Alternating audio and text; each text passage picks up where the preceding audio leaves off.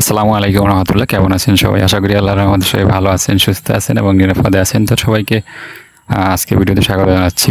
আজকে এনটিএসসি সম্পর্কিত অত্যন্ত গুরুত্বপূর্ণ কিছু সংবাদ থাকছে ভিডিওতে।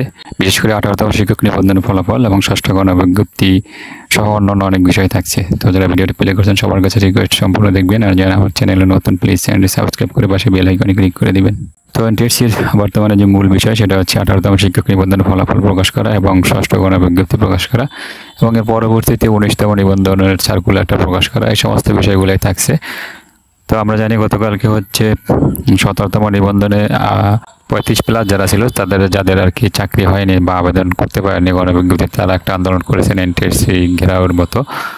তো সেটা গতকালকে গেছে। তো আজকে হচ্ছে এনটিএসসির ফলাফলটা প্রকাশের একটা সম্ভাবনা আছে, এমনটা জানিয়েছে এনটিএসসির একটি বোর্ড সভা আছে আজকে। সেই বোর্ড সভায় সিদ্ধান্ত হবে যে কখন ফলাফলটা প্রকাশ করা হবে।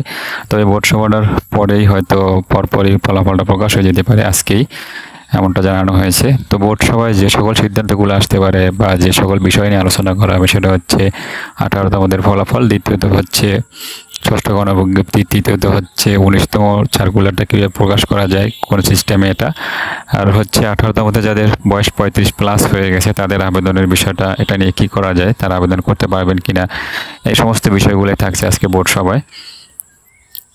তো সব কিছু মিলিয়ে আজকের দিনটা হচ্ছে এনটিএসসির জন্য অত্যন্ত গুরুত্বপূর্ণ একটি দিন, যারা নিবন্ধনধারী আছে তাদের জন্য। তো এখানে যে বিষয়টা আমি বলি সেটা হচ্ছে যে 18তম এবং 17তমদের যাদের বয়স 35+ হয়ে গেছে তাদের আবেদনের সুযোগটা দেওয়া অবশ্যই উচিত। কারণ পরীক্ষাটা নিতে যদি সময় বেশি লেগে যায়, এক্ষেত্রে যদি প্রার্থীর বয়স বেড়ে যায় সেটার দায় এনটিএসসিকে নিতে হবে এবং সেই অনুযায়ী যাদের বয়স 35 হয়ে গেছে তাদের অবশ্যই একটা গণবিজ্ঞপ্তিতে আবেদনের সুযোগ দেওয়া উচিত। চাকরি হোক বা না হোক সেটা হচ্ছে পরের বিষয়, কিন্তু গণবিজ্ঞপ্তিতে তাদের সবাইকে আবেদনের সুযোগটা দেওয়া উচিত। তো যাই হোক, আজকের বোর্ড সভার পরেই আমরা জানতে পারবো যে আসলে কখনো 18তমদের ফলাফলটা প্রকাশ করা হচ্ছে। তো সে পর্যন্ত আমরা অপেক্ষা করব, পরবর্তীতে যে আপডেটগুলো আসবে আপনাদের জানিয়ে দেব। তো শেষ করছি আজকের মতো। সবাই ভালো থাকেন, সুস্থ থাকেন এবং নিরাপদ থাকেন, এই প্রত্যাশা। আল্লাহ হাফেজ।